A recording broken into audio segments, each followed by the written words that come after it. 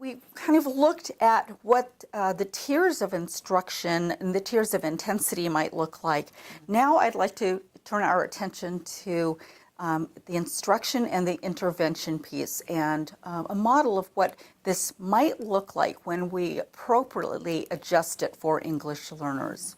The research indicates that English learners need explicit and systematic core reading instruction in the big 5 areas of reading. That's phonemic awareness, phonics, fluency with connected text, vocabulary, and comprehension strategy instruction. But they need additional instructional time for English language development, and that was that oracy piece that I kept referring to as I was discussing the tiers. They need this deliberate, focused instruction on English language proficiency that's coordinated and aligned with reading instruction.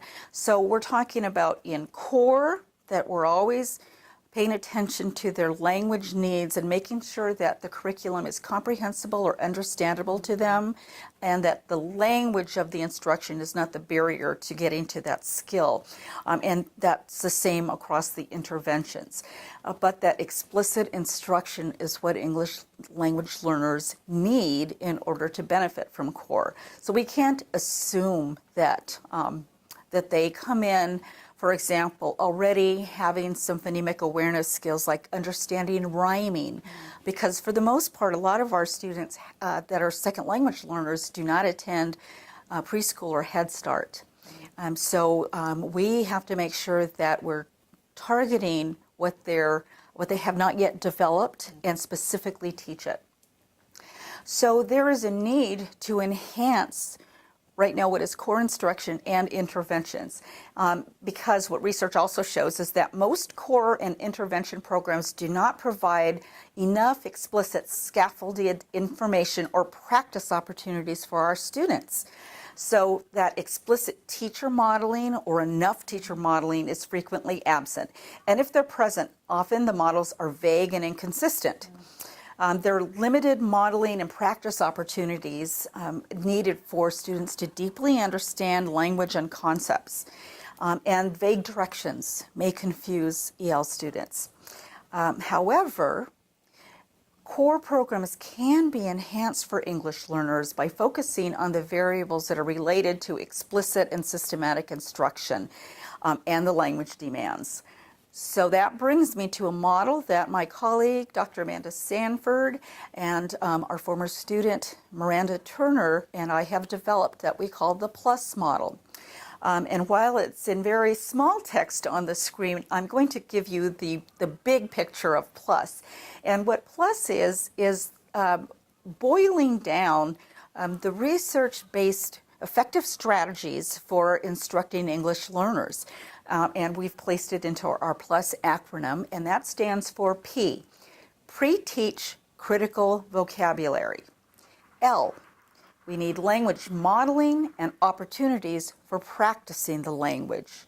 U, use visuals and graphic organizers. S, systematic and explicit instruction. And the final S, because we're not good spellers, is strategic use of native language and teaching for transfer. So there is a solid research base that we provide on the PowerPoint that identifies each of those as being a critical or a significantly effective instructional strategy for second language learners. Then in the next slide, we give some examples of what this might look like. So in a nutshell, what we're saying is either in their instruction of core or in a reading intervention, and let's take a popular intervention such as reading mastery, which is commonly used as a tier 2 intervention, which has a little bit of research base with English learners. What we find as we look through the program is exactly what a few slides ago research showed, that they're lacking appropriate modeling. Perhaps the vocabulary can still be demanding for English learners, and the experiences may not be experiences that have been in the backgrounds of our diverse students. So through using PLUSS, we can enhance that intervention. So it might look like this. Say we have a reading mastery lesson that's targeted on E-controlled words or using long vowels. Right. Well, that lesson may have vocabulary such as the word mope in it that English learners may not understand. So if we pre-teach some vocabulary that we've identified in the lesson that might be a barrier for our students, we pre-teach those, we give students the chance to use those in sentences and practice with each other and practice with group and use independently, then they will not get stuck on that word when the lesson is really targeting a different skill. By the same token, there may be experiences within the stories in reading mastery that our students need some information on building that background. So we look using this model for pulling out the barriers, potential barriers for our students, and using graphic organizers, using sentence frames when appropriate, using student-friendly definitions to teach vocabulary, and that is then that oracy piece that I've been discussing in the tiers. So the PLUSS model then can be that oracy component targeting language and experiential differences that the students might have, where we prepare them then to deliver that intervention program with fidelity. Once we've done preview of that, then we would deliver the lesson pretty much as instructed so that we keep that fidelity to the lesson. And then at the end of the lesson, we might go back and review what we've learned in terms of vocabulary and experience and perhaps even the targeted skill. So it's a way to think of enhancing instruction or interventions where we're not changing the intervention or the instructional program itself, but we're preparing the students as they work through that lesson.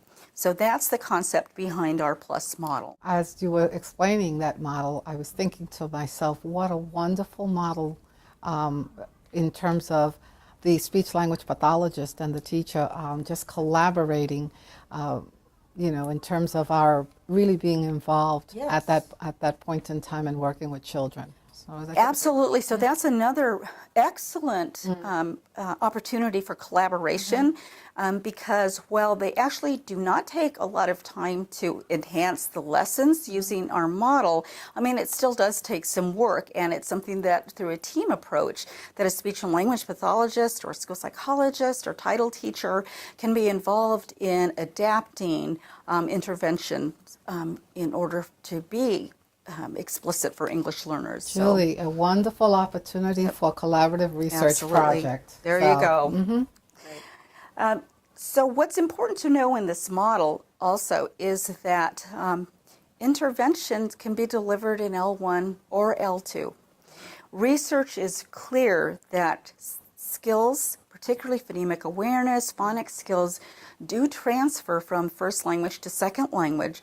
So when there's the opportunity to provide instruction and intervention in a student's first language, that is starting with their strength. And those skills can easily be transferred into English with intentional look at that transfer, like pointing out to students, you know the sound in Spanish, and this is what it sounds like in English. It's the same, and it looks the same. So you're building on their strengths, while at the same time you might also be building on the differences. And the other thing, which is also having them reflect on language. Yes. Which is That something that metacognition. metacognitive, yeah. Absolutely. So we can easily build on, again, their knowledge of first language.